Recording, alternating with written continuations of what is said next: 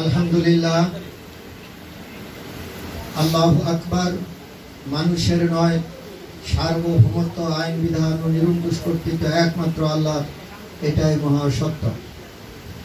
ইসলামী সমাজ উত্তর দত্তপাড়া টেকবাড়ি শাখার উদ্যোগে সমাজ ও রাষ্ট্রে ইসলাম প্রতিষ্ঠা এবং সকল ইমানদার নরনারীর মৃত ব্যক্তির রুহের মাগফিরাত কামনার্থে গুরুত্বপূর্ণ আলোচনা সভা ও দোয়া মাহফিল। উক্ত আলোচনা সভা ও দোয়ায় এখন আপনাদের সামনে অত্যন্ত গুরুত্বপূর্ণ আলোচনা রাখবেন আজকের প্রধান মেহমান, প্রধান আলোচক, আল্লাহর সার্বভৌমত্বের ভিত্তিতে তারই আইন বিধানের প্রতিনিধিত্বকারী নেতা, ইসলামী সমাজের সম্মানিত আমির হযরত সৈয়দ হুমায়ুন কবির।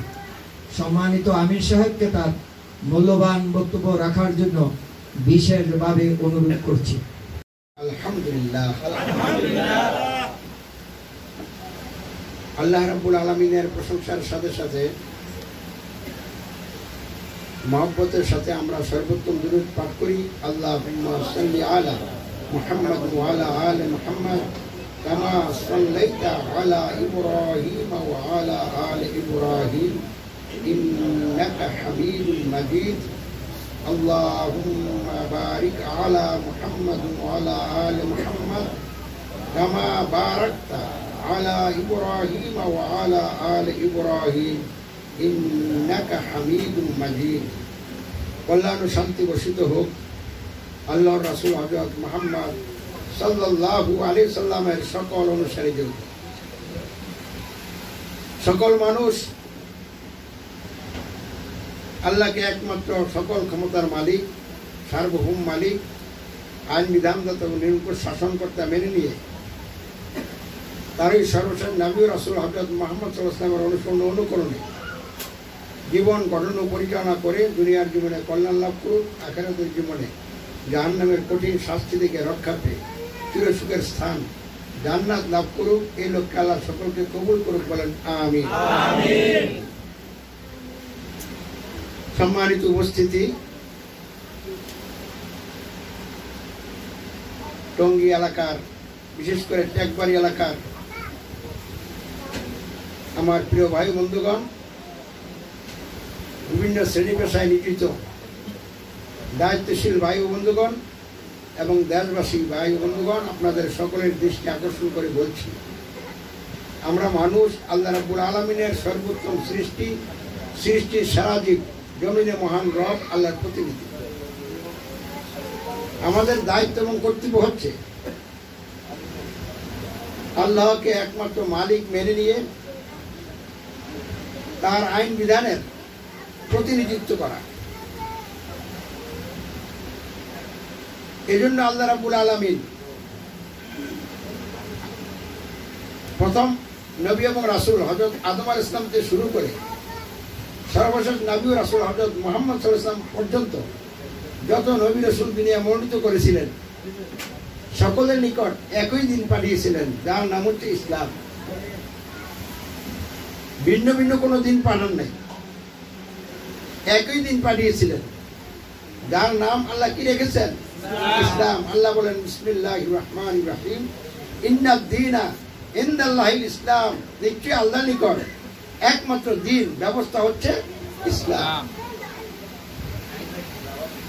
আল্লাহ রাব্বুল আলামিন তার দেওয়া জীবন ব্যবস্থা ইসলামকে তারই সর্বশেষ নবী ও রাসূল, মানবতার মুক্তির দূত, কল্যাণকামী বন্ধু, আদর্শ নেতা, শর্তহীন আনুগত্য, অনুসরণ অনুকরণ পাওয়ার অধিকারী একমাত্র নেতা, রাহমাতুল লিল আলামিন, সাইয়্যিদুল মুরসালিন হযরত মুহাম্মদ সাল্লাল্লাহু আলাইহি ওয়াসাল্লামের উপর পবিত্র আল কোরআন অবতীর্ণ করে পরিপূর্ণ করে দিয়েছেন। জোরে জোরে বলুন আলহামদুলিল্লাহ। আল্লাহ বলেন বিসমিল্লাহির রহমানির রহিম, আল ইয়াউমা আকমালতু লাকুম দীনাকুম ওয়া আতমামতু আলাইকুম নি'মাতি ওয়া রাদিতু লাকুমুল ইসলাম দীনা। আজ আমি তোমাদের জন্য তোমাদের দ্বীনকে পরিপূর্ণ করে দিলাম এবং তোমাদের উপর আমি আমার সকল নিয়ামত সুসম্পন্ন করলাম, আর ইসলামকে এই দিন জীবন বিধান হিসাবে পছন্দ করলাম, ঠিক করলাম, মনোনীত করলাম। আবার বলুন আলহামদুলিল্লাহ। আল্লাহ রাব্বুল আলামিন তার জীবন ব্যবস্থা ইসলামকে পরিপূর্ণ করে দিয়েছেন। তাহলে ইসলামকে যদি আমরা ধর্ম মনে করি আর কতিপয় নামাজ রোজা সহ আচার অনুষ্ঠানকে ইসলাম বলে বুঝি, তাহলে এটা সঠিক হলো না। কারণ ইসলাম আল্লাহ পরিপূর্ণ করে দিয়েছেন। কয়েকটি আচার অনুষ্ঠানের মধ্যে ইসলাম সীমাবদ্ধ না। সমাজ, রাষ্ট্র এবং মানুষের জীবনের যত দিক বিভাগ আছে, সকল কিছুর জন্য যা কিছু প্রয়োজন ছিল আইন বিধান সবই আল্লাহ দিয়েছেন। এবং কেন দিয়েছেন? মানুষের কল্যাণের জন্য দিয়েছেন। দুনিয়ায় সুখে শান্তিতে অন্ন, বস্ত্র, বাসস্থান, শিক্ষা, চিকিৎসা সহ তাদের সকল অধিকার যেন তারা লাভ করতে পারে, আর আখিরাতের জীবনে জাহান্নামের কঠিন আযাব থেকে রক্ষা পেয়ে চিরসুখের স্থান জান্নাত, আসল বাড়ি, মূল বাড়ি, স্থায়ী বাড়ি যেন তারা ওইখানে যাইতে পারে, সেই জন্য আল্লাহ রাব্বুল আলামিন তার পক্ষ থেকে কল্যাণকর জীবন ব্যবস্থা প্রদান করেছেন, যার নাম কি? ইসলাম। তাহলে ইসলাম কি এটা আমাদের ভালো করে বুঝতে হবে। প্রচলিত মুসলিম পরিচয় দানকারী ভাই বন্ধুদের মতো বুঝলে হবে না। ইসলামকে ইসলাম যেভাবে বলছে ঠিক সেভাবেই বুঝতে হবে। তাহলে ইসলাম কি? মানব জাতি, সমাজ ও রাষ্ট্র সহ সমগ্র জীবন গঠন এবং পরিচালনা করার জন্য সার্বভৌম ক্ষমতার একমাত্র মালিক, সৃষ্টিকর্তা আল্লাহ প্রদত্ত প্রয়োজনীয় সকল আইন বিধান সম্বলিত কল্যাণকর পরিপূর্ণ একমাত্র জীবন ব্যবস্থাই হচ্ছে ইসলাম। আল্লাহর দেওয়া ইসলামের মূল বিষয় হচ্ছে আল্লাহর প্রতি ঈমান। আল্লাহর প্রতি ঈমান কি? মানুষের সমাজ ও রাষ্ট্র গঠন ও পরিচালনা সহ জীবনের সকল ক্ষেত্রে আল্লাহকেই একমাত্র রব, সার্বভৌম ক্ষমতার মালিক তথা সার্বভৌমত্বের মালিক, আইন বিধানদাতা এবং নিরঙ্কুশ শাসন কর্তা মেনে নেওয়া, আর কাউকে না মানা, এটা হলো মূলত আল্লাহর প্রতি কি? কিন্তু তথাকথিত মুসলিম পরিচয় দানকারী লোকেরা আল্লাহর প্রতি ঈমান বলতে এটুকুই বলছে, আল্লাহ আছে বিশ্বাস করলে কি হয়ে যায়? ঈমান হয়ে যায়। আল্লাহ তো আছে আমরা মানি, এটুকু মানার নাম ঈমান নয়। কারণ ইবলিস আল্লাহ আছে বিশ্বাস করে, আল্লাহ আছে মানে। শুধু তাই নয়, আল্লাহ যে ইবলিসকে আগুন দিয়ে সৃষ্টি করেছেন সেই কথাও সে মানে। এরপরে কি ইবলিস ঈমানদার? কারণ কি? আল্লাহ রাব্বুল আলামিন আদমকে সৃষ্টি করে যখন সকল কিছুর নাম জিজ্ঞাসা করলেন, আদম যখন একে একে সব নাম বলে দিল, তখন ফেরেশতাদেরকে আল্লাহ অর্ডার করলেন আদমকে সিজদা করার জন্য। তো সকলে সিজদা করলো, ইবলিস সিজদা করলো না। আল্লাহ জিজ্ঞাসা করলেন, তুই কেন সিজদা করলি না? সে বলল, তুমি আমাকে আগুন দিয়া বানিয়েছ আর আদমকে বানিয়েছো কি দিয়া? মাটি দিয়া। আমি আগুনের তৈরি হইয়া মাটির তৈরি আদমকে সিজদা করতে পারি না। অহংকার দেখেন। এই কারণে সে কাফের হয়ে গেল। ইবলিস আল্লাহ আছে মানে, সৃষ্টিকর্তাও মানে, কিন্তু আল্লাহকে একমাত্র হুকুমদাতা অমান্য করেছে। যে আল্লাহকে একমাত্র হুকুমদাতা মানত, তাহলে সে অবশ্যই আদমকে কি করতো? সিজদা করত। আল্লাহর একটি মাত্র অর্ডার অমান্য করার কারণে, অহংকার করার কারণে, বাহাদুরি করার কারণে নিজেকে রবের সাথে শরীক করার কারণে সে বেঈমান হয়ে গেছে। আল্লাহ আছে বিশ্বাস করার পরও, আল্লাহকে সৃষ্টিকর্তা মেনে নেওয়ার পরও একজন ব্যক্তি ঈমানদার হবে না যতক্ষণ না সে জীবনের সকল ক্ষেত্রে আল্লাহকে একমাত্র রব মেনে না নিবে, সার্বভৌম মালিক মেনে না নিবে, আইন বিধানদাতা এবং নিরঙ্কুশ শাসনকর্তা মেনে না নিবে ততক্ষণ পর্যন্ত সে ইমানদার হতে পারে না। এই জন্য আমরা ইসলামী সমাজ অত্যন্ত জোরালোভাবে স্পষ্টভাবে চ্যালেঞ্জ করে বলছি, আল্লাহর প্রতি ঈমান হচ্ছে মানুষের সমাজ রাষ্ট্র গঠন ও পরিচালনা সহ জীবনের সকল ক্ষেত্রে সার্বভৌমত্ব, আইন বিধান ও নিরঙ্কুশ কর্তৃত্ব একমাত্র আল্লাহ, মানুষের নয়। এটাই আল্লাহর রুবুবিয়াতে তাওহীদ, এটাই মূলত আল্লাহর প্রতি ঈমান। এই ঈমান যার মধ্যে আছে সেই ঈমানদার। আল্লাহর রুবুবিয়াতে তাওহীদ যে ব্যক্তি গ্রহণ করেছে সে ব্যক্তি ঈমানদার। আর যে ব্যক্তি আল্লাহর রুবুবিয়াতে তাওহীদ গ্রহণ করে নাই, এর বিপরীতে রুবুবিয়াতে শিরক গ্রহণ করেছে, মেনে নিয়েছে, সে আদৌ ঈমানদার নয়। সারা দুনিয়ার সকল মানুষ একত্রিত হয়ে যদি তাকে ঈমানদার বলে, সে যদি নামাজও পড়ে, রোজাও করে, হজ যাকাত সহ আরো বহু আমলও করে, তারপরে সে ঈমানদার নয়। কারণ কি? সে আল্লাহর রুবুবিয়াতে তাওহীদ গ্রহণ করে নাই, আল্লাহর রুবুবিয়াতে শিরকের মধ্যে সে লিপ্ত আছে। সম্মানিত উপস্থিতি, প্রিয় ভাই বন্ধুগণ, আল্লাহ রাব্বুল আলামিনের অন্যতম প্রধান গুণ হচ্ছে রুবুবিয়্যাত। এই গুণের কারণে আল্লাহর নাম হচ্ছে কি? রব। রুবুবিয়্যাতের অনেক অর্থ আছে, যে অর্থগুলি আমাদের বাস্তব জীবনের সাথে সম্পর্কিত। আমি সেইগুলি নিয়ে এখন আলোচনা করব।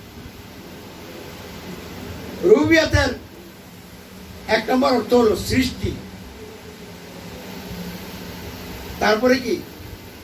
লালন পালন, তারপর রক্ষণাবেক্ষণ, তারপর শৃঙ্খলা বিধান, তারপর পূর্ণতা দান। কয় অর্থ বলছি? সৃষ্টি, লালন পালন, রক্ষণাবেক্ষণ, শৃঙ্খলা বিধান, পূর্ণতা দান। এই পাঁচটা অর্থ এমন যেসব অর্থে ফেরাউন নমরুদ, আবু জাহলও আল্লাহকে রব মানে।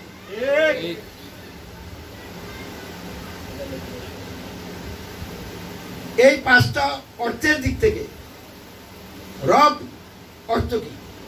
যখন রুবুবিয়্যাতের অর্থ সৃষ্টি বলবেন, তখন রবের অর্থ কি হবে? সৃষ্টিকর্তা। যখন রুবুবিয়্যাতের অর্থ বলবেন লালন পালন, তখন রবের অর্থ কি হবে? পালন কর্তা, লালন পালনকারী। রুবুবিয়্যাত অর্থ যখন রক্ষণাবেক্ষণ, তখন রবের অর্থ কি? রক্ষণাবেক্ষণকারী বা রক্ষাকর্তা। রুবুবিয়্যাতের অর্থ যখন শৃঙ্খলা বিধান, তখন রবের অর্থ কি? শৃঙ্খলা বিধানকারী। রবের অর্থ যখন পূর্ণতা দান, তখন রুবুবিয়্যাতের অর্থ যখন পূর্ণতা দান, তখন রবের অর্থ কি? পূর্ণতা দানকারী। তাহলে সৃষ্টিকর্তা, পালনকর্তা, রক্ষাকর্তা, শৃঙ্খলা বিধানকারী, পূর্ণতা দানকারী, এসব অর্থে দুনিয়ার সকল মানুষ আল্লাহকে রব মানে, রব মানতে বাধ্য। এগুলি হলো রবের যুক্তিমূলক অর্থ।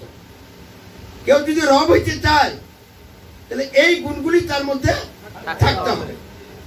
আমি এখন আপনাদেরকে জিজ্ঞাসা করতে চাই, সৃষ্টি করার যোগ্যতা কার আছে? একমাত্র আল্লাহর। কোন মানুষ কি কোনো কিছু সৃষ্টি করতে পারে? মানুষ আবিষ্কার করতে পারে। এই মোবাইলটা কি আবিষ্কার? সৃষ্টি আর আবিষ্কারের মধ্যে পার্থক্য কি? আল্লাহর যা জিনিস দিয়া আপনি যা নতুন করে বানান বা গঠন করেন, এটা হলো কি? আবিষ্কার। আর যেটা নাই, নাইয়ের থেকে যা বানানো হয় তাকে বলে কি? সৃষ্টি। তাহলে সৃষ্টিকর্তা একমাত্র কে? আল্লাহ। লালন পালনকারী কে? আল্লাহ। শৃঙ্খলা বিধানকারী কে? পূর্ণতা দানকারী কে? রক্ষাকর্তা কে? আল্লাহ। তাহলে এই সব অর্থে আল্লাহ একমাত্র রব, তিনি ছাড়া আর কেউ রব হইতে পারে না। অতএব এই যুক্তির দাবি, কোন যুক্তির দাবি? সৃষ্টিকর্তা, পালনকর্তা, রক্ষাকর্তা, শৃঙ্খলা বিধানকারী, পূর্ণতা দানকারী, এই বিষয়গুলির দাবি হচ্ছে আল্লাহ হবেন একমাত্র সার্বভৌম মালিক। সৃষ্টি যার, লালন পালন যার, রক্ষণাবেক্ষণ যার, শৃঙ্খলা বিধান যার, পূর্ণতা দান যার, মালিকানা হবে তার। মালিকানা যার, আইন বিধান হবে তার। আইন বিধান যার, শাসন কর্তৃত্ব হবে তার। তাহলে সার্বভৌমত্বের মালিক, আইন বিধানদাতা, নিরঙ্কুশ শাসন কর্তা একমাত্র আল্লাহ। এখন এই যে দাবিমূলক অর্থ, এগুলি কি? রবের দাবি। এই দাবি আপনি মানলেন কিনা, না গাদ্দারি করলেন, এই জন্য ফলাফল দিতে হবে। যারা তাদের নিজেদের সমাজ রাষ্ট্র সহ স্বাধীন জীবনে আল্লাহকে একমাত্র সার্বভৌম ক্ষমতার মালিক, আইন বিধানদাতা, নিরঙ্কুশ শাসনকর্তা মেনে রব্বুল আল্লাহ ঘোষণা দিয়ে রবের বিধান দিয়ে জীবনযাপন করবে,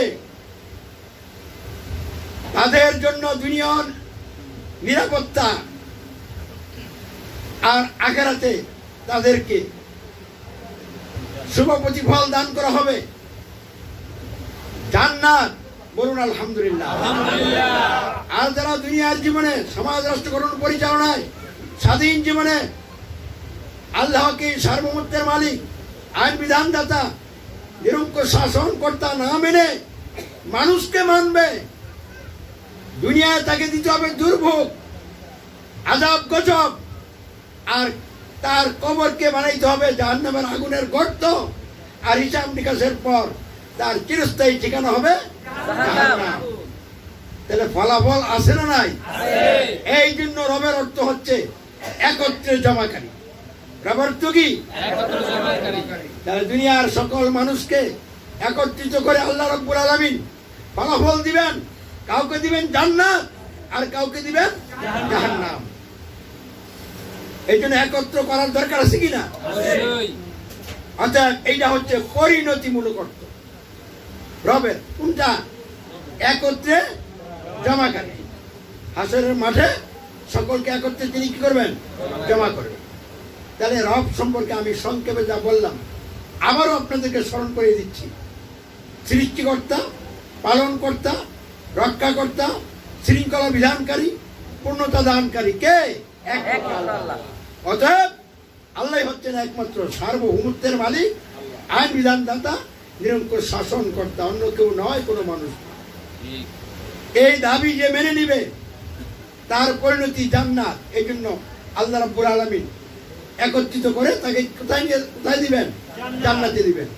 আর যারা যুক্তিমূলকের বিষয়গুলিকে সামনে রেখে দাবি আদায় করে নাই, আল্লাহকে সার্বভৌমত্বের মালিক, আইন বিধানদাতা, নিরঙ্কুশ শাসনকর্তা মেনে নেয় নাই, তাকেও তো একত্রিত করে ফলাফল দিতে হবে। এই জন্য আল্লাহ রাব্বুল আলামিন তাকে সকলের সাথে একত্রিত করে তার ফলাফল দিবেন কি? জাহান্নাম। এই সকল অর্থে আল্লাহকে ছাড়া আর কাউকে আংশিকভাবে মানা যাবে। আংশিক মানলে কি হবে? শিরক হবে।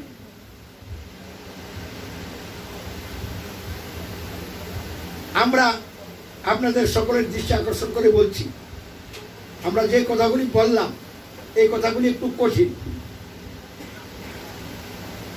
এই জন্য একটু মেধা বুদ্ধি খাটাইতে হবে। বারবার সার্বভৌমত্বের কথা বলছি, এবং সার্বভৌমত্বটা কি এটা যদি আমরা না বুঝি তাহলে বারবার শব্দ শুনবো কিন্তু বিষয়গুলি বুঝতে পারবো না।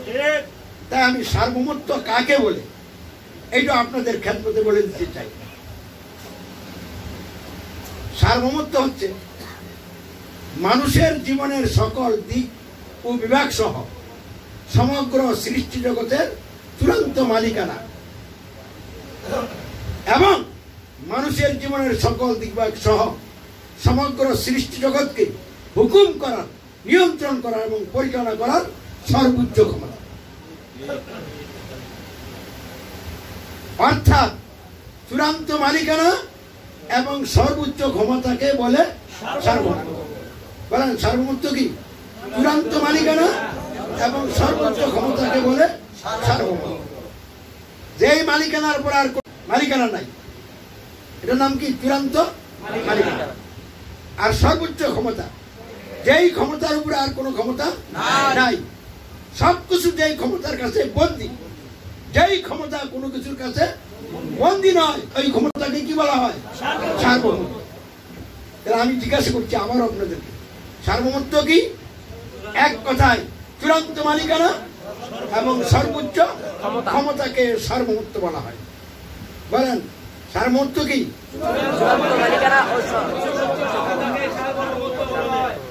সমাজ এবং রাষ্ট্রের জন্য সার্বভৌমত্ব লাগে। আমরা মানুষ, সমাজ বুদ্ধি, মানুষ কি?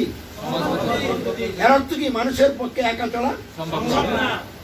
যখন দুনিয়া আল্লাহ রাব্বুল আলামিন জান্নাত থেকে আদিপিতা আদম এবং আদিমাতা হাওয়াকে এই দুনিয়া নামিয়ে দিয়েছিলেন, তখন তারা এই দুজন ছাড়া কোনো মানুষ ছিল না। এই দুজনের একটা সমাজ গঠিত হয়েছিল। স্বামী স্ত্রী হিসাবে স্বামী যিনি ছিলেন, তিনি ছিলেন আল্লাহর প্রথম নবী এবং রাসূল। জোরে সুরে বলুন আলহামদুলিল্লাহ। তাই তিনি আল্লাহর বিধান দিয়ে নিজে জীবন যাপন করেছেন এবং তার বিবিকে পরিচালনা করেছেন। বলুন আলহামদুলিল্লাহ। পরবর্তীতে তার যত সন্তান সন্ততি জন্মগ্রহণ করেছে, সকলকে তিনি আল্লাহর বিধান দিয়ে পরিচালনা করেছেন। তাহলে শুরুতে সমাজ কি জাহিলাতের মধ্যে ছিল? না। অন্ধকারে ছিল? না। আলোকিত সমাজ ছিল। কিন্তু কালের প্রবাহে আদম সন্তানের কেউ না কেউ নষ্ট এবং ভ্রষ্ট হইয়া, ইবলিসের চক্রান্তের শিকার হইয়া, আল্লাহকে রব ভুলে গিয়া, মালিক ভুলে গিয়ে হাম বাহাদুর হয়ে নিজের খেয়াল খুশি মোতাবেক নিয়ম কানুন রচনা করে মানুষকে বিভ্রান্ত করে সমাজ গঠন এবং পরিচালনা করে জাহিলিয়াতের অন্ধকারে নিমজ্জিত হয়ে গেছে। এরকম একটি সমাজ ছিল নূহের জাতি। নূহ আলাইহিস সালামের কথা আমরা শুনি নাই? নূহ আলাইহিস সালাম যে সমাজে জন্মগ্রহণ করেছিলেন, ওই সমাজে আল্লাহর যা জীবন বিধান ইসলাম প্রতিষ্ঠিত ছিল না। প্রতিষ্ঠিত ছিল মানুষের রচিত ব্যবস্থা, জাহিলিয়াত। নূহ আলাইহিস সালাম বড় হলেন, নবুয়ত এবং রিসালাত লাভ করলেন। আল্লাহ তার কাছে ওহী পাঠাইলেন। তিনি ওহী লাভ করে লোকদেরকে রবের প্রতি ঈমান আনার দাওয়াত দিতে শুরু করলেন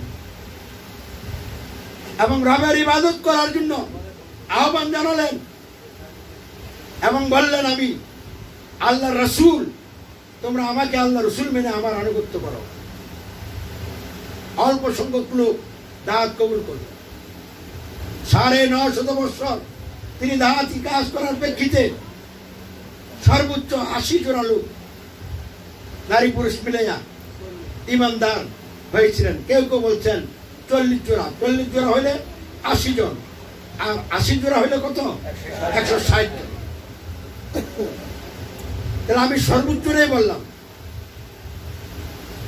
এরপরে যখন আর কেউ ঈমান আনার নাই, তখন আল্লাহ রাব্বুল আলামিন নূহ আলাইহিস সালামকে নৌকা বানাইতে অর্ডার করলেন। তিনি কিস্তি বানালেন, ইমানদার ভাই বোনদেরকে নিয়ে কিস্তিতে উঠলেন, আর অন্যান্য সৃষ্টির জোড়া জোড়া কিস্তিতে উঠেলেন।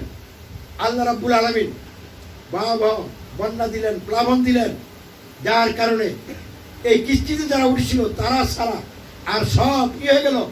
ধ্বংস হয়ে গেল, নিচ্ছিন্ন হয়ে গেল। তাহলে এখন আর বেঈমান নাই। নূহ আলাইহিস সালামের নেতৃত্বে সমাজটা কি? আলোকিত সমাজ, ইসলামিক সমাজ। কিন্তু আবার চলতে চলতে নূহ আলাইহিস সালাম যখন দুনিয়াতে বিদায় হয়ে গেলেন, তখন তার সন্তানদের মধ্য থেকে আবার কেউ নষ্ট হইয়া মানুষকে নষ্ট করে জাহেলি সমাজে নিয়ে গেল। এইভাবে চলতে চলতে আজ থেকে 1400 বছর আগে মক্কা আরব দেশ সারা দুনিয়ায় জাহিলিয়াত প্রতিষ্ঠিত ছিল। মানুষের মন গড়া আইন বিধান প্রতিষ্ঠিত ছিল। মানুষ মানুষকে ক্ষমতার মালিক, আইন বিধানদাতা, শাসনকর্তা মেনে মানুষের গোলামে পরিণত হয়েছিল। বলেন নাউজুবিল্লাহ। এমন অবস্থায় আল্লাহ রাব্বুল আলামিন হযরত মুহাম্মদ সাল্লাল্লাহু আলাইহি ওয়াসাল্লামকে দুনিয়ায় পাঠাইলেন। তিনি বড় হলেন, যখন তার বয়স 40 তখন আল্লাহর পক্ষ থেকে তাকে নবুয়ত এবং রিসালাত দান করা হলো। হেরা পর্বতের গুহায় তার উপর ওহী অবতীর্ণ হলো। বিসমিল্লাহির রহমানির রহিম, ইকরা বিসমি রাব্বিকাল্লাযী খালাক, খালাকাল ইনসানা মিন আলাক, ইকরা রাব্বুকাল আকরাম, আল্লাযী আল্লামা বিল কলম, আল্লামাল ইনসানা মা লাম ইয়ালাম। জোরে সরে বলুন আলহামদুলিল্লাহ। আলহামদুলিল্লাহ। তাহলে সারা দুনিয়া থেকে অন্ধকার দূর করে আলোকিত সমাজ গঠনের লক্ষ্যে আল্লাহর পক্ষ থেকে সত্যের বাণী এসে গেল। আল্লাহ রাব্বুল আলামিন হযরত মুহাম্মদ সাল্লাল্লাহু আলাইহি ওয়াসাল্লামকে নির্দেশ দিলেন, ওম ফানজির ওয়া রাব্বাকা ফাকাব্বির, ওঠো আর সাবধান করো আর তোমার রবের শ্রেষ্ঠত্ব, বরত্ব, সার্বভৌমত্ব ঘোষণা করো, প্রতিষ্ঠা করো। আল্লাহর এই নির্দেশ পেয়ে হযরত মুহাম্মদ সাল্লাল্লাহু আলাইহি ওয়াসাল্লাম সর্বপ্রথম মক্কার লোকদেরকে দাওয়াত দিতে শুরু করলেন। ইয়া আইয়ুহান নাস আমিনু বিরাব্বিকুম, হে লোক সকল তোমরা তোমাদের রবের প্রতি ঈমান আনো। ইয়া আইয়ুহান নাস কুলু লা ইলাহা ইল্লাল্লাহু তুফলিহু, হে লোক সকল তোমরা বলো, অঙ্গীকার করো, নেই কোনো ইলাহ, মাবুদ, দাসত্ব, আনুগত্য, উপাসনা, পরাধিকারী সত্তা একমাত্র আল্লাহ ছাড়া, তোমরা কামিয়াব হবে। আর কি বলছেন? আমি আল্লাহ রসুল, সর্বশেষ নবী রাসূল, সারা দুনিয়ার সকল মানুষের জন্য, সকল বিষয়ের জন্য আল্লাহ আমাকে রাসূলুল্লাহ মনোনীত করেছেন। তোমরা আমার প্রতি ঈমান আনো আর আমার ইত্তেবা করো, আমার আনুগত্য করো। তাহলে কয়টা দাওয়াত দিলেন? তিনটা। এক নম্বর দাওয়াত কি? রবের প্রতি ঈমান আনো। 2 নম্বর দাওয়াত কি? বলো লা ইলাহা ইল্লাল্লাহ, কামিয়াব হবে। 3 নম্বর দাওয়াত কি? আমাকে আল্লাহ রাসূল মেনে আমার অনুসরণ, অনুকরণ করো। আমি অল্প সময়ে এই দাওয়াত নিয়ে কিছু কথা বলবো, তবে আপনাদের গভীর মনোযোগ আকর্ষণ করছি। এর আগে বলে নিতে চাই, মানুষ সমাজবদ্ধ জীব, এটা তো আমরা ক্লিয়ার বুঝতে পারছি। দুজন মানুষ যখন ছিল তখনও বিচ্ছিন্ন ছিল না, সমাজবদ্ধ ছিল। মক্কা যেখানে আবু জাহল গন্ধের নেতৃত্বে একটা সমাজ চলছিল, এই সমাজটাও কি ছিল? সমাজবদ্ধ ছিল, ঐক্যবদ্ধ ছিল। আল্লাহ রসুল এই সমাজটাই দাওয়াতি কাজ শুরু করলেন। তার এই দাওয়াত থেকে কি বোঝা গেল? লোকদের রবের প্রতি ঈমান ছিল না। রবের প্রতি যদি ঈমানই থাকতো তাহলে তো তিনি রবের প্রতি ঈমান আনার দাওয়াত দিতেন না। তাহলে দাওয়াত থেকে এটা পরিষ্কার হলো কিনা যে লোকদের রবের প্রতি ঈমান ছিল না। এখন আমরা বলবো লোকেরা রবের প্রতি ঈমান হারাইছিল কিভাবে, এটা খুবই গুরুত্বপূর্ণ বিষয়। মানুষ সমাজবদ্ধ জীব, মানুষের প্রয়োজন এবং কল্যাণে কি? সমাজ এবং রাষ্ট্র। এই সমাজ এবং রাষ্ট্র গঠন করতে হবে কিনা, পরিচালনা করতে হবে কিনা? সমাজ রাষ্ট্র গঠন এবং পরিচালনা কি করা হবে ইট, রড, সিমেন্ট, বালু দিয়া? তাহলে সমাজ রাষ্ট্র গঠন এবং পরিচালনা করা হবে কি দ্বারা? আইন বিধান দ্বারা। সম্মানিত উপস্থিতি, সচেতন ভাই ও বন্ধুগণ, মানুষের সমাজ রাষ্ট্র গঠন এবং পরিচালনা করতে হলে অবশ্যই আইন বিধান লাগবে। এই আইন বিধান কে দিবে? এই জন্য সমাজ রাষ্ট্রের মালিক ঠিক করতে হবে, এবং যে মালিক হবে তার হাতে সর্বোচ্চ ক্ষমতা থাকতে হবে। যদি ক্ষমতা না থাকে তাহলে তার হুকুম কেউ পালন করবে না। তাহলে সমাজ রাষ্ট্রের জন্য মালিক দরকার কিনা বলে? কিসের জন্য দরকার? আইন বিধান দেওয়ার জন্য দরকার। এবং এই আইন বিধান মানুষের জীবনে কার্যকরী করতে হলে মালিক যে হবে তার হাতে সর্বোচ্চ ক্ষমতা থাকতে হবে কিনা? এই সমাজ রাষ্ট্রের জন্য মালিকও লাগবে, মালিকের সর্বোচ্চ ক্ষমতা লাগবে। এই যে সমাজ রাষ্ট্রের মালিকানা, এবং আইন দেওয়ার সর্বোচ্চ ক্ষমতা, এটাকেই বলে সমাজ রাষ্ট্রের সার্বভৌমত্ব। তাহলে আমি যদি এখন প্রশ্ন করি সমাজ রাষ্ট্রের ক্ষেত্রে সার্বভৌমত্ব কি, আপনারা কি বলবেন? সমাজ ও রাষ্ট্রের মালিকানা এবং সমাজ ও রাষ্ট্র গঠন ও পরিচালনায় আইন বিধান প্রণয়ন ও প্রয়োগের সর্বোচ্চ ক্ষমতা। এই সার্বভৌমত্বের মীমাংসা না করে কোন সমাজ রাষ্ট্র গঠন করা সম্ভব নয়, পরিচালনা করা সম্ভব নয়। তাহলে এখন বলেন সমাজ ও রাষ্ট্রের মূল বিষয় কি? আইন বিধান না সার্বভৌমত্ব? এই সার্বভৌমত্ব যার হবে আইন বিধানও তার হবে, আর আইন বিধান যার হবে কর্তৃত্ব তার হবে। আইন প্রয়োগ করা, আইন কার্যকরী করা, আইন দিয়ে চালানো হয়, এই চালানোকে কি বলে? কর্তৃত্ব। তাহলে চালানো আগে না আইনটা আগে? আইনটা আগে না সার্বভৌমত্ব আগে? তাহলে সার্বভৌমত্ব যার, আইন বিধান তার, শাসন কর্তৃত্ব তার। তাহলে মক্কা আরব দেশ সারা দুনিয়ায় মানুষ তাদের সমাজ রাষ্ট্র গঠন পরিচালনায় আল্লাহকে সার্বভৌমত্বের মালিক, আইন বিধানদাতা, শাসনকর্তা গ্রহণ না করে, মেনে না নিয়ে মানুষকে সার্বভৌমত্বের মালিক, আইন বিধানদাতা, শাসনকর্তা মেনে নিয়ে আল্লাহর পরিবর্তে মানুষকে রবের স্থান দিয়ে রবের প্রতি ঈমান হারিয়েছে। আমরা কি বুঝতে পারছি? আজকেও যদি পৃথিবীর কোন একটি জায়গায় মানুষ তাদের সমাজ রাষ্ট্র গঠন পরিচালনায়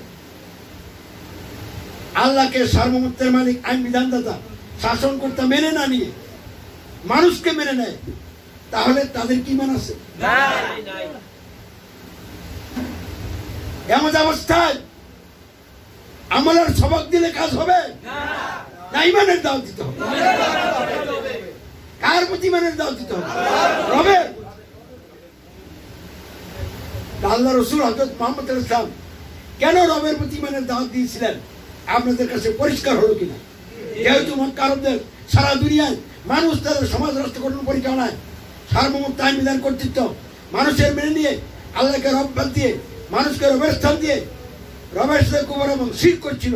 এই জন্য তাদেরকে রবের প্রতি ঈমান আনার দাওয়াত দিয়ে আল্লাহ রাসূল কাজ শুরু করেছিলেন। যারা রাসূলের আহ্বানে সাড়া দিয়ে রবের প্রতি ঈমান এনেছিল, অর্থাৎ সার্বভৌমত্ব, আইন বিধান, কর্তৃত্ব মানুষের ত্যাগ করেছিল, অস্বীকার করেছিল, অমান্য করেছিল এবং সার্বভৌমত্ব, আইন বিধান, নিরঙ্কুশ কর্তৃত্ব জীবনের সকল ক্ষেত্রে একমাত্র আল্লাহ গ্রহণ করে রব্বুল আল্লাহ ঘোষণা দিয়েছিল, তারাই হলো ঈমানদার। আর দ্বিতীয় দাওয়াত কি ছিল? হে লোক সকল, তোমরা বলো নেই কোন ইলাহ, লা ইলাহা ইল্লাল্লাহ, আল্লাহ ছাড়া, আল্লাহ ছাড়া আর কোনো ইলাহ নাই। ইলাহ শব্দের অর্থ কি? মাহবুদ। মাহবুদ কাকে বলা হয়? যার ইবাদত করা হয়। ইবাদত কাকে বলা হয়? দাসত্ব, আইনের আনুগত্য। উপাসনাকে কি বলা হয়? ইবাদত। আপনি যার দাসত্ব করবেন তার ইবাদত করলেন, যার আইন পালন করলেন তার ইবাদত করলেন, যার গুণগান গাইলেন, যার কাকুতি মিনতি করলেন, যার উপাসনা করলেন, তাকে কি করলেন? তার ইবাদত করলেন, ইলাহ গ্রহণ করলেন। তাহলে মক্কা আরব দেশ সারা দুনিয়ার মানুষ মানুষের আইন বিধান পালন করে মানুষের দাসত্ব করছিল, মানুষের আনুগত্য করছিল, আর মূর্তি ইত্যাদির উপাসনা করছিল, গায়রুল্লাহর উপাসনা। এই জন্য 2 নম্বর দাওয়াত তাদেরকে কি দেওয়া হয়েছে? আল্লাহ ছাড়া তোমরা আর যার যার দাসত্ব করছো, আর যার আইনের আনুগত্য করছো, আর যার যার উপাসনা করছো, এই সবগুলি ত্যাগ করো, সকল ইলাহ ত্যাগ করো। সমাজ রাষ্ট্র সহ জীবনের সকল ক্ষেত্রে আল্লাহকে একমাত্র ইলাহ গ্রহণ করো এবং এর সাক্ষ্য অঙ্গীকার দাও, আশহাদু আল্লা ইলাহা ইল্লাল্লাহ। যারা তার এই আহ্বানে সাড়া দিয়েছিল তারা সাক্ষ্য এবং অঙ্গীকার দিয়েছিল আশহাদু আল্লা ইলাহা ইল্লাল্লাহ। অর্থাৎ যারা সমাজ রাষ্ট্র সহ জীবনের সকল ক্ষেত্রে আল্লাহ ছাড়া আর সকলের দাসত্ব, আনুগত্য, উপাসনা ত্যাগ করেছিল এবং সমাজ রাষ্ট্র জীবনের সকল ক্ষেত্রে একমাত্র আল্লাহর দাসত্ব আনুগত্য উপাসনা গ্রহণ করেছিল। তার এই বিষয় গ্রহণের সাক্ষ্য অঙ্গীকার কি ছিল? আশহাদু আল্লা ইলাহা ইল্লাল্লাহ। 3 নম্বরে আল্লাহ রাসূলের দাওয়াত ছিল সকল মানুষের আইন বিধানের আনুগত্য করার মাধ্যমে মানুষকে ইলার স্থান দিয়েছিল এবং ওই সমাজে যারা নেতা নেত্রী ছিল মানুষের আইনের ধারক বাহক নেতা নেত্রী, ওইসব নেতাদের অনুসরণ এবং অনুকরণ করে জীবনযাপন করছিল।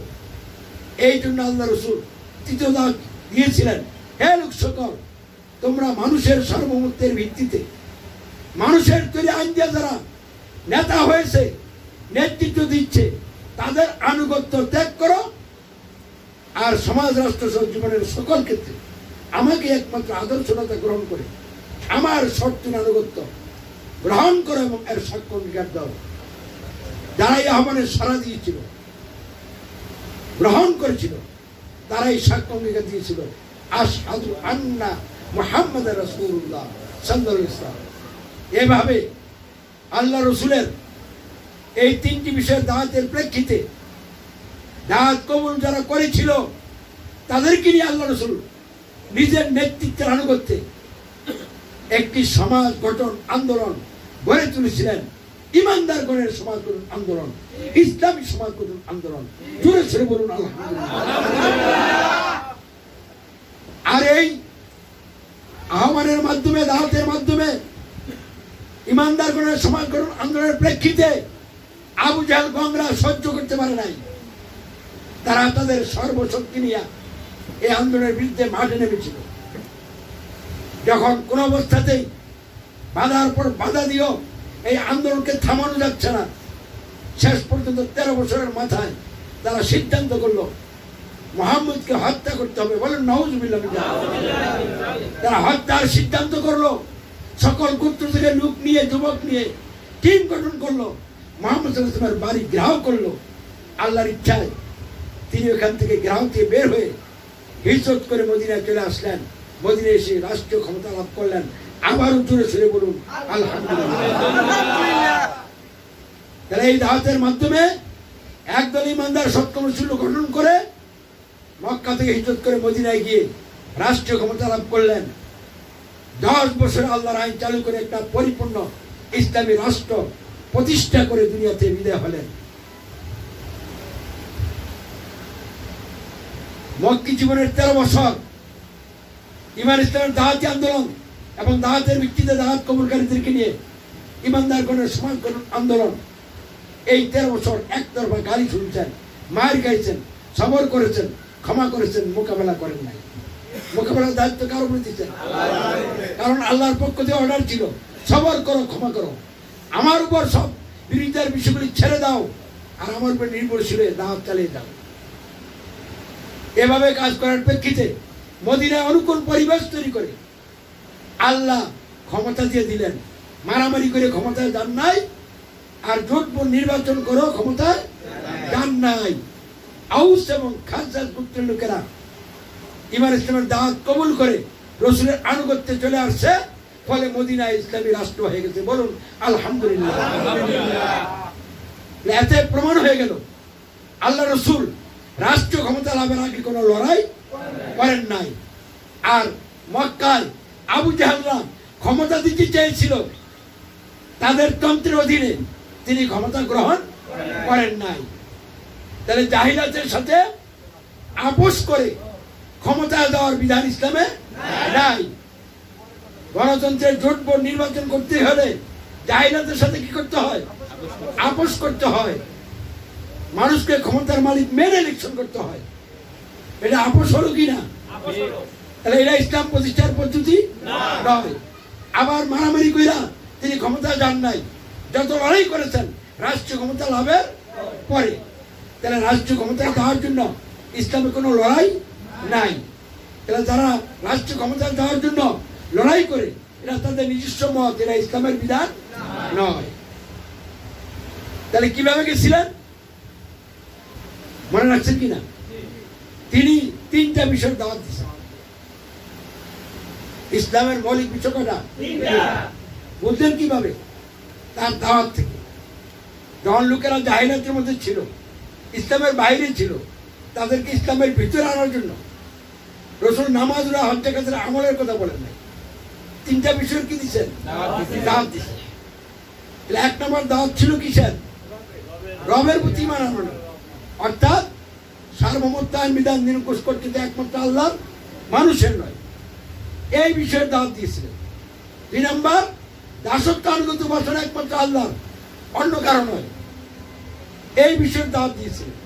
তিন নম্বর শর্তহীন আনুগত্য, অনুসরণ অনুকরণ একমাত্র হযরত মুহাম্মদ সাল্লাল্লাহু আলাইহি ওয়াসাল্লামের, অন্য কারণ নয়, এই তিনটি বিষয়ের দাওয়াত দিয়েছিলেন। এই তিনটি বিষয় হলো ইসলামের মৌলিক বিষয়। কবরে করা প্রশ্ন করবে? তিনটা। উত্তর দিতে পারলে জান্নাতি, না দিতে পারলে কোথায়? জাহান্নামে। আযান যে দেই আমরা সালাতের জন্য তো দেই, ইমানদার থেকে সালাতে আনার জন্য দেই। এই সালাতের দিকে আসার আগে কয়টা বাক্য বলি? আল্লাহু আকবার, আশহাদু আল্লা ইলাহা ইল্লাল্লাহ, আশহাদু আন্না মুহাম্মাদুর রাসূলুল্লাহ। তাহলে ইসলামের মৌলিক বিষয় কয়টা? তিনটা। এই তিনটা বিষয় যে জেনে বুঝে গ্রহণ কইরা ঘোষণা দিয়েছে রব্বুল আল্লাহ, আল্লাহু আকবার, এবং সাক্ষ্য অঙ্গীকার দিয়েছে আশহাদু আল্লা ইলাহা ইল্লাল্লাহ এবং আশহাদু আন্না মুহাম্মাদুর রাসূলুল্লাহ, সেই ব্যক্তি হচ্ছে ঈমানদার, মুসলিম। যার মধ্যে এই তিন বিষয় নাই, সে ঈমানদারও না, মুসলিমও না। যদিও তার দাড়ি আছে, টুপি আছে, মাদ্রাসায় লেখাপড়া করেছে, অনেক হাদিস মুখস্থ আছে, কোরআনে হাফেজ, নামাজ পড়ে, রোজা রাখে, আরো বহু আমল করে, কিন্তু ইসলামের মৌলিক তিনটা বিষয় তার মধ্যে নাই। এমন অবস্থায় সে কি ঈমানদার? তাহলে সে কি? সে ঈমানের মধ্যে নাই, ইসলামের মধ্যে নাই। তার অবস্থান কোথায়? জাহেলিয়াত, ইসলামের বাইরে। সম্মানিত বন্ধুগণ, ইসলামের মৌলিক বিষয় কয়টা? তিনটা। আবারও বলছি, কয়টা? এক নম্বর কি?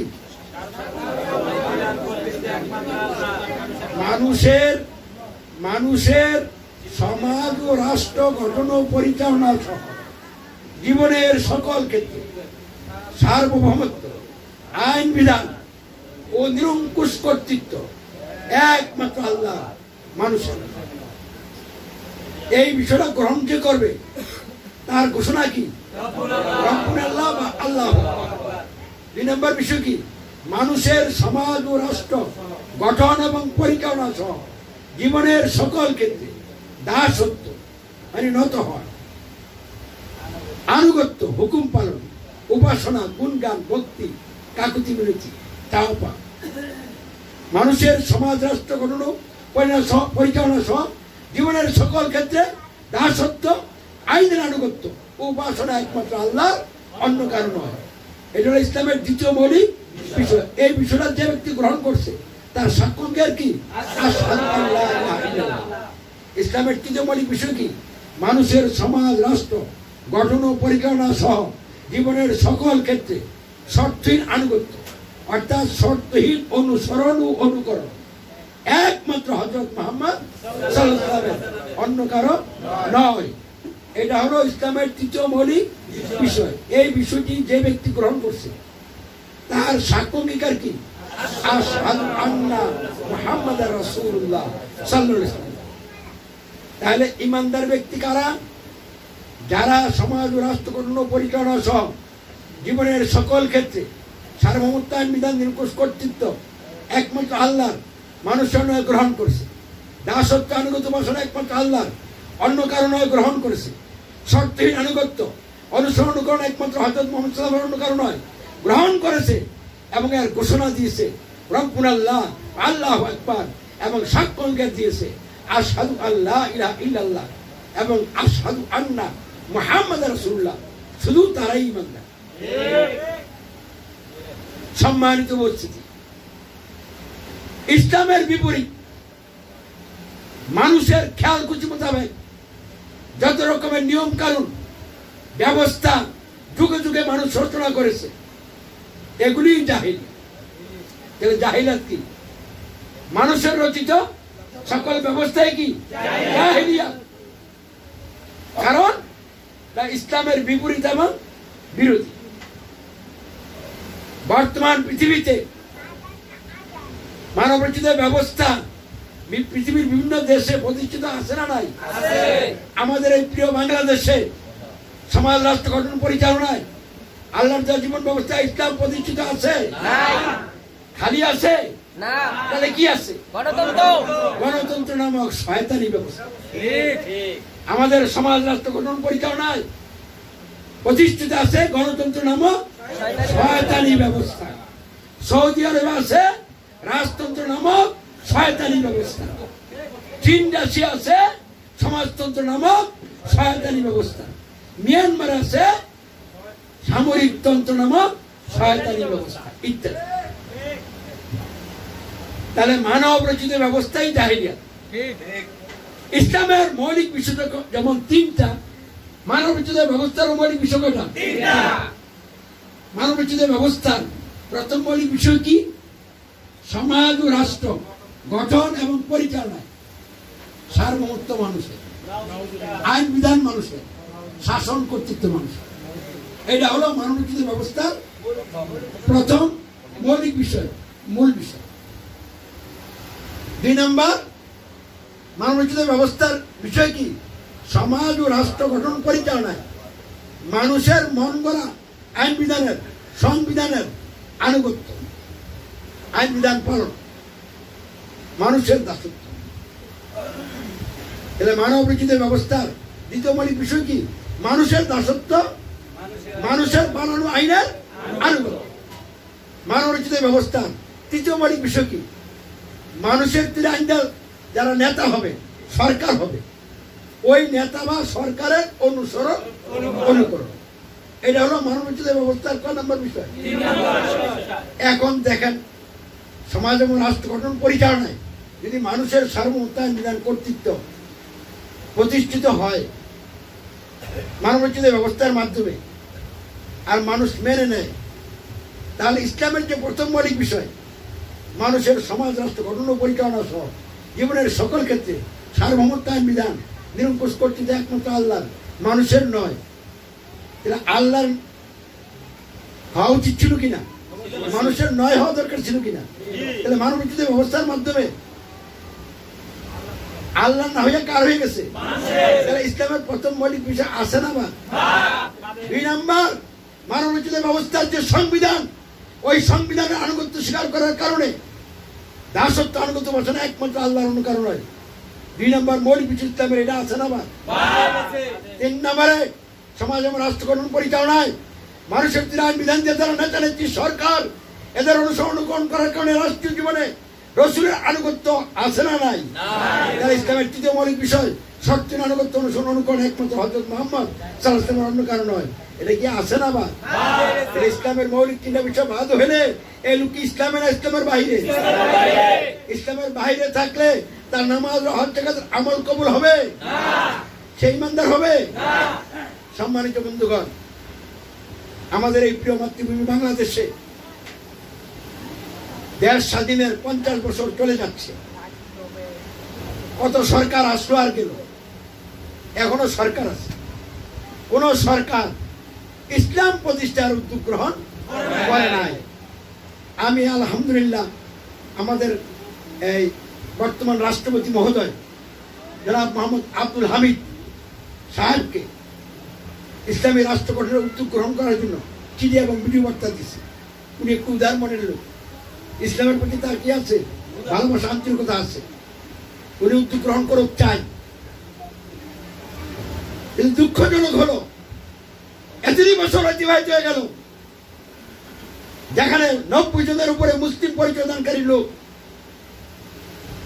যেখানে মসজিদ আর মসজিদ প্রতিদিন মসজিদ আল্লাহ আকবার আযান দিতেছে, এই দেশে ইসলাম প্রতিষ্ঠিত নাই। প্রতিষ্ঠিত আছে মানব রচিত ব্যবস্থা, গণতন্ত্র। গণতন্ত্র বলছে সমাজ রাষ্ট্র গঠন পরিচালনা জনগণ সকল ক্ষমতার উৎস, জনগণ সার্বভৌমত্বের মালিক। সার্বভৌমত্বের দিক থেকে আল্লাহকে সার্বভৌমত্বের মালিক মানা হয়েছে না মানতে হয়েছে? তাহলে সার্বভৌমত্বের দিক থেকে আল্লাহকে রব অমান্য কইরা জনগণকে রবের স্থান দেওয়া হয়েছে। আবার জনগণের ভোটে যারা এমপি হয় তারা সংসদে বসে কি বানায়? আইন বানায়। আইনের দিক দিয়ে রব হয়ে গেছে কি? সংসদ সদস্যরা। আর শাসন করে মন্ত্রীরা। তাহলে শাসন কর্তৃত্বের দিক দিয়ে রব হয়ে গেছে কি? গণতন্ত্র বলে শাসনের দিক দিয়ে রব মন্ত্রীগণ, আইনের দিক দিয়ে রব এমপিগণ, আর ক্ষমতার দিক দিয়ে রব জনগণ। জনগণও মানুষ, এমপিরাও মানুষ, মন্ত্রীরাও কি মানুষ। তাহলে গণতন্ত্রের মাধ্যমে সার্বভৌমত্ব, আইন বিধান এবং শাসন কর্তৃত্ব আল্লাহর অমান্য করা হয়েছে, যার নাম কুফরি। আর মানুষকে সার্বভৌমত্বের মালিক, আইন বিধান, শাসন কর্তা মানা হয়েছে, রবের সাথে শিরক করা হয়েছে।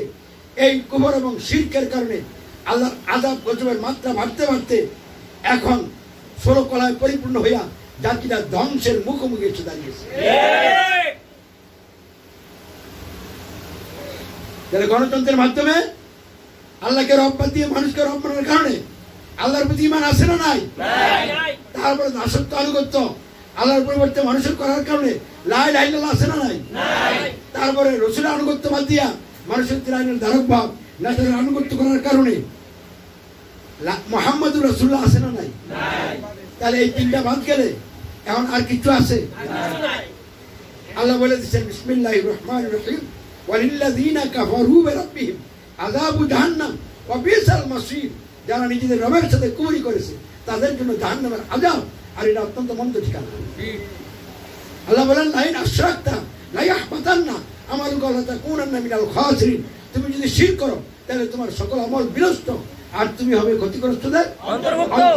আল্লাহ আরো বলেন বিসমিল্লাহির রহমানির রহিম, ইন্নাহু মা ইউশরিক বিল্লাহি ফাকাদ হারামাল্লাহু আলাইহিল জান্নাতা ওয়া মাওয়াহুন নার। নিশ্চয়ই যে ব্যক্তি আল্লাহর সাথে শিরক করবে আল্লাহ অবশ্যই তার জন্য জান্নাত হারাম করে দিবেন এবং তার ঠিকানা হবে আগুন, জাহান্নাম। তাহলে গণতন্ত্র জাহান্নামের গাড়ি, রাজতন্ত্র কি জাহান্নামের গাড়ি, সমাজতন্ত্র কি জাহান্নামের গাড়ি, সামরিকতন্ত্র কি জাহান্নামের গাড়ি, মানবরচিত তন্ত্রমন্ত্র কি জাহান্নামের গাড়ি। তাহলে বাংলাদেশে গণতন্ত্র নামক জাহান্নামের গাড়ি গণতান্ত্রিক সরকার ড্রাইভ কইরা এই দেশের মানুষকে নিয়ে জাহান্নামের দিকে রওনা দিচ্ছে। আমরা ইসলামী সমাজ ওই গাড়ি দিয়ে নামে গেছি। কেমনে নামছি? আমরা 1 নম্বরে ঘোষণা করছি আমরা সার্বভৌমত্ব, আইন বিধান, কর্তৃত্ব কোনো মানুষের মানি না, মানব না। সার্বভৌমত্ব, আইন বিধান, কর্তৃত্ব মানি শুধু একমাত্র আল্লাহ, রব্বুল আল্লাহ, আল্লাহ। আমরা 2 নম্বরে মানুষের আইন বিধানের সংবিধানের আনুগত্য ত্যাগ করেছি, দাসত্ব আনুগত্য বসনা আল্লাহ গ্রহণ করেছি, সাক্ষ্য দিয়েছি আশহাদু আল্লা ইলাহা ইল্লাল্লাহ। 3 নম্বরে মানুষের আইন বিধান দিয়ে যারা নেতা নিচ্ছে সরকার, আমরা এদের আনুগত্য ত্যাগ করেছি, শর্তিন আনুগত্য অনুকরণ একমাত্র হযরত মুহাম্মদ গ্রহণ করেছি এবং এর সাক্ষ্য দিয়েছি আশহাদু আন্না মুহাম্মাদুর রাসূলুল্লাহ। অথবা রসুলের অবর্তমানে আমি আমির হিসাবে যারা এই আহ্বানে সাড়া দিয়া ঘোষণা সাক্ষ্য দিছে তাদেরকে নিয়ে ইসলামী সমাজ গঠন আন্দোলন গড়ে তুলেছে। তারা ইসলামের সমাজে যারা সামিল হয়েছে তারা জাহান্নামের গাড়িতে নামছে, জান্নাতের দিকে রওনা দিচ্ছে। জান্নাতের দিকে আগাইতে হবে কিনা? আগাইতে হলে বসে থাকা যাবে না, জান মাল দিয়া এই দাঁত তোদের দিকে সরিয়ে দিতে হবে। এবং এই দাঁত দেওয়ার প্রেক্ষিতে কেউ না বুঝে গালি দিতে পারে, মারতেও পারে, গালি শুনতে হবে, মার খেতে হবে, তবে বিশ্বাস রাখতে হবে আল্লাহর ইচ্ছা না হলে কেউ কিছুই করতে পারবে না। আর আল্লাহর পক্ষ থেকে ইমানের পরীক্ষা হিসাবে আমি কতটুকু ইমানদার, গালি মারজুর জেল জুলুমের পরও আমি ইমানে থাকি কিনা এটা পরীক্ষা করার জন্য কিছু মায়ের জেল জুলুম আসতেই পারে, তাই ইমানের পরীক্ষা। আর যারা গালি মারজুর জেল জুলুম নির্যাতন চালাবে তাদেরকে আল্লাহ ছাড়বেন না। মারতে মারতে যদি তারা বুঝে ফেলে অনেক ভুল করেছি, এখন আর মারতাম না, ইমান নিয়ে আসলাম, মাপ পাইয়া যাব। আর যদি এই মারার ভূমিকাই থাকে, বিরোধিতার ভূমিকাই থাকে, এই অবস্থায় মারা যায়, তাহলে আখিরাত টোটালি বরবাদ হয়ে যাবে। ওই দিন কেউ রক্ষা করতে পারবে না। আমরা চাই না আমাদের কোনো ভাই বন্ধু এই আন্দোলনের বিরুদ্ধে অবস্থান নিয়ে নিজের জীবনটাকে ধ্বংস করো। এই জন্য সরকার সহ, সরকারি দল সহ, প্রশাসন সহ এবং দেশবাসী সকল ভাই বন্ধু আলেম ওলামা পীর মাসায়েখ সহ সকলকে আমরা উদাত্ত আহ্বান জানাচ্ছি, গণতন্ত্র ত্যাগ করুন, জাহান্নামের গাড়ি থেকে নামুন, ঈমান ইসলামের পথে জীবন গঠন করার জন্য শপথ করুন, ঘোষণা করুন, সাক্ষ্য অঙ্গীকার করুন। আমরা আপনাদের কল্যাণকামী বন্ধু, আমরাই আপনাদেরকে সবচেয়ে বেশি ভালোবাসি। এই জন্য জীবনের ঝুঁকি নিয়ে কাউকে ভয় না করে একমাত্র রবকে ভয় করে সত্য কথা বলে যাচ্ছি। এই জন্য যদি ফাঁসির মঞ্চ রেডি হয়, ভয়ের কোনো কারণ নাই। আল্লাহর ইচ্ছা হলে ফাঁসি হবে, আর আল্লাহর ইচ্ছা না হলে ফাঁসির মঞ্চ রেডি হওয়ার পরও কেউ ফাঁসি দিতে পারবে না। অর্থাৎ এইসব নিয়ে আমরা চিন্তা করি না। আমরা দিনকে বিজয়ী করার লক্ষ্যে মাঠে আসি এবং থাকবো, এগিয়ে চলছি। ইনশাল্লাহ ডিসেম্বরে রাজধানীতে দল বল নিয়ে আমি সরাসরি মাঠে নামবো, দাওয়াত নিয়ে, শান্তিপূর্ণ কর্মসূচি নিয়ে। খালি ঘরে ঘরে দাওয়াত দিব, সকলকে দাওয়াত দিব। আমরা সকলের কল্যাণে কাজ করব। এই জন্য সরকারের সহযোগিতা চাই, প্রশাসনের সহযোগিতা চাই, দেশবাসী ভাই বোনদের কি চাই? সহযোগিতা চাই, সমর্থন চাই। আল্লাহ এই লক্ষ্যে আমাদেরকে কবুল করে বলেন আমিন। সম্মানিত উপস্থিতি, শেষ পর্যায়ে হিসেবে বলতে চাচ্ছি, ইসলামের মৌলিক বিষয় তিনটা খেয়াল রাখছেন তো? ইসলামের বিপরীত মানবমর্যাদা ব্যবস্থার মৌলিক বিষয় কয়টা? তাহলে সৌদি আরবের মানুষ মানবমর্যাদা ব্যবস্থা গ্রহণ করার কারণে, মেনে নেওয়ার কারণে ইসলামে না ইসলামের বাইরে? আমেরিকার মানুষ, ইন্ডিয়ার মানুষ, পাকিস্তানের মানুষ, এক কথায় সারা পৃথিবীর সকল মানুষ, ইভেন আফগানিস্তান সহ সকলে এখন ইসলামের বাহিরে আছে। তাহলে ইসলামের ভিতরে কারা আছে? যারা সমাজ, রাষ্ট্র সহ জীবনের সকল ক্ষেত্রে সার্বভৌমত্ব, আইন বিধান, নিরঙ্কুশ কর্তৃত্ব একমাত্র আল্লাহ, মানুষের নয়, গ্রহণ করছে এবং এর ঘোষণা দিয়েছে রব্বুল আল্লাহ, আল্লাহ দাসত্ব আইনে আনুগত্য বসে একমাত্র আল্লাহ, অন্য কারণ নয়। এটা গ্রহণ করেছে এবং আশহাদু আল্লাহ ইলাহা ইল্লাল্লাহ সাক্ষ্য অঙ্গীকার দিয়েছে। শর্তহীন আনুগত্য, অনুসরণ, অনুকরণ একমাত্র হযরত মুহাম্মদ সাল্লাল্লাহু আলাইহি ওয়াসাল্লামের, অন্য কারণ নয়। এই বিষয়টি গ্রহণ করেছে এবং এর সাক্ষ্য অঙ্গীকার দিয়েছে। আশহাদু আন্না মুহাম্মাদান রাসূলুল্লাহ। তারা জাহিলাতে নাই। আমরা ইসলামী সমাজের সদস্য হইতে হইলে এই ঘোষণা সাক্ষ্য অঙ্গীকার দেওয়া লাগেনি? তাহলে এই ঘোষণা সাক্ষ্য অঙ্গীকার দিয়েই ইসলামী সমাজের সদস্য হয়। আমিরের আনুগত্যের ভাত গ্রহণ করা। তাহলে ইসলামী সমাজে যারা আছে তারা কেউ জাহিলাতে নাই। তারা আছে কোথায়? ইসলামে। তাহলে জাতিসংঘ থেকে শুরু করে জাতিসংঘের আন্ডারে পৃথিবীতে যতগুলি রাষ্ট্র আছে এবং ওই রাষ্ট্রগুলির আন্ডারে যত দল আছে, যত প্রতিষ্ঠান আছে, সব জাহিলি সমাজ। আর এর এনটিতে আমরা ইসলামী সমাজ রব্বুল আল্লাহ, আশহাদু আল্লাহ ইলাহা ইল্লাল্লাহ, আশহাদু আন্না মুহাম্মাদুর রাসূলুল্লাহ ঘোষণা এবং সাক্ষ্য অঙ্গীকারের ভিত্তিতে গঠন করেছি। আমরা ইসলামে আছি। ইসলামী সমাজে কেউ নাফাকি নিয়ে ঢুকেন, ভিতরে ষড়যন্ত্র থাকে, আল্লাহকে ফাঁকি দেওয়ার জন্য ঢুকেন, অন্য কোনো সুবিধা পাওয়ার জন্য, তারা কিন্তু ইসলামে নাই। তাহলে ইসলামী সমাজ যারা আন্তরিকভাবে বুঝে শোনে, আল্লাহর সন্তুষ্টির জন্য নিরাটভাবে যোগ দিয়েছে, তারা সকলে কোথায় আছে? ইসলামী সমাজে আছে। তাই আমরা সরকার সহ দেশবাসী সকলকে ইসলামী সমাজে সামিল হওয়ার জন্য উদাত্ত আহ্বান জানাচ্ছি। আমরা ইসলামী সমাজ গঠন আন্দোলন গড়ে তুলছি, গালি শুনছি, মায়ের খেয়েছি, সবার করতেছি, ক্ষমা করতেছি। মোকাবেলার দায়িত্ব কার উপরে? আল্লাহর উপর। এভাবে চলতে চলতে ইমানের পরীক্ষা দিয়ে যদি আমরা সর্বোচ্চ পরীক্ষা উত্তীর্ণ হই, আল্লাহ যদি আমাদেরকে ক্ষমতা দেয়, তাহলে আমরা এখানে আল্লাহর আইন চালু করব। কাউকে আমরা ক্ষমতাতে নামার কথা বলছি না, আমরা নিজেরা ক্ষমতায় দেওয়ার জন্য কোনো আন্দোলন সংগ্রাম করছি না। আমরা ইমানদার হওয়ার জন্য ইমানের দাওয়াত নিয়ে মাঠে আসি। যদি আমরা ইমানদার হয়ে যাই, আল্লাহ আমাদেরকে কবুল করেন। আল্লাহ ওয়াদা করেছেন জমিনে খেলাফত দিবেন। আল্লাহ দিলেই আমরা আল্লাহর ইচ্ছা রাষ্ট্র চালাবো। আল্লাহ না দিলে আমাদের কোনো জোর করার কিছুই নাই। তাহলে সরকার, প্রশাসন কারোর জন্য কোনো আতঙ্কের বিষয় নাই, বুঝছেন? যদি তারা আমাদেরকে মেনে নেয়, তাহলে অতি দ্রুত ইসলাম কায়েম হয়ে গেল। আর যদি মেনে না নেয়, আমরা কাজ করতে থাকি, আল্লাহ যদি পরিস্থিতি তৈরি করে আমাদেরকে ক্ষমতা নিয়ে যায়, তাহলে তো ইসলাম কি হয়ে গেল? কায়েম হয়ে গেল। তাহলে আমরা গণতন্ত্রের জোর পড়েও যাবো না, আর মারামারিও করবো না, খালি মায়ের খাবো আর দাওয়াত দিব। এরকম করতে করতে ইমানের পরীক্ষা দিয়ে পাশ করলে আল্লাহ বলছেন তোমাদেরকে আমরা কি করবো, যেখানে আমি ইসলাম কায়েম করতে চাই সেখানে খেলাফত দিয়ে দিব। ঠেকাইবো কেন এখন তো দেখি? আল্লাহ যদি কেউ ঠেকাইতে পারবে? আমরা এইভাবে যেতে চাই, জোর করে নয়, গণতন্ত্র জোর নিয়ে নয়, কোন উস্কানিমূলক কর্মতৎপরতা নিয়ে নয়, উগ্রতা নিয়ে নয়।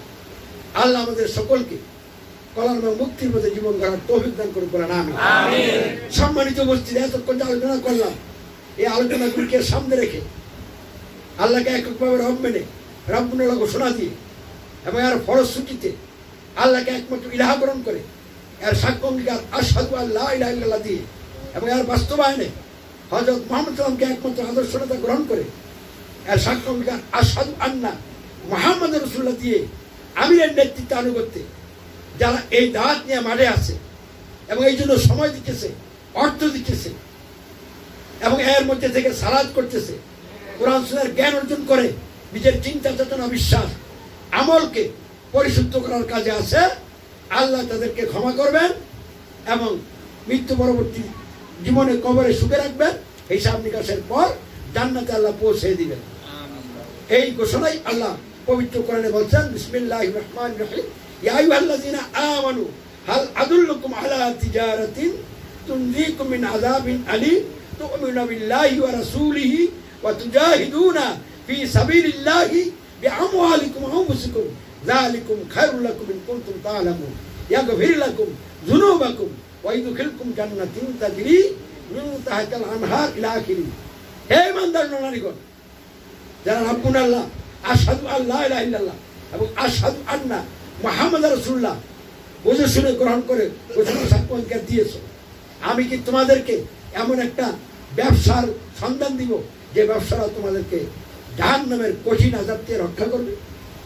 আর তা হচ্ছে আল্লাহ এবং তার রাসূলের প্রতি যথাযথ ঈমান আনো, ঈমানে দৃঢ় থাকো, আর নিজেদের মাল সমূহ এবং জান সমূহ দ্বারা আল্লাহর প্রতি জিহাদ করো। সমাজে রাষ্ট্র ইসলাম প্রতিষ্ঠিত না থাকলে শান্তিপূর্ণ কর্মসূচির মাধ্যমে দাওয়াতি আন্দোলন গড়ে তোলো, আর প্রতিষ্ঠা হলে আইন চালু করার ব্যবস্থা করো। যদি তোমরা বুঝো এটাই সর্বোত্তম কাজ, এর চেয়ে আর কোন উত্তম কাজ হতে পারে না, তাহলে কি হবে? তোমাদের চলার পথের সকল গুনাহ মাফ করে দেওয়া হবে এবং তোমাদেরকে ওই জান্নাতে পৌঁছে দেওয়া হবে যার নিজ দেওয়া ঝর্ণা দ্বারা প্রবাহমান। এরপরে সামনে আগায় বলছে আল্লাহ তোমাদেরকে ভালোবাসবেন এবং তোমাদেরকে অতি নিকটবর্তী সময়ে বিজয় দান করবেন। বলুন আলহামদুলিল্লাহ। আমরা ইসলামী সমাজ এই পথে এগিয়ে চলছি, আপনাদের সমর্থন চাই, সহযোগিতা চাই। আমরা অনেক টাকা ঋণ আছি, আপনার অন্যান্য জায়গার থেকে টাকা পয়সা খরচ কমাই হলেও আমাদের ইসলামী সমাজের তহবিলে দেন। আর কর্মী ভাইয়েরা যারা ইসলামী সমাজে সামিল হয়েছেন তারা সর্বোচ্চ ত্যাগ স্বীকার করেন, কিছু বেচা বিক্রি করে দেন। আল্লাহ কবুল করবেন, আমিন। আসসালামু আলাইকুম ওয়া রাহমাতুল্লাহ।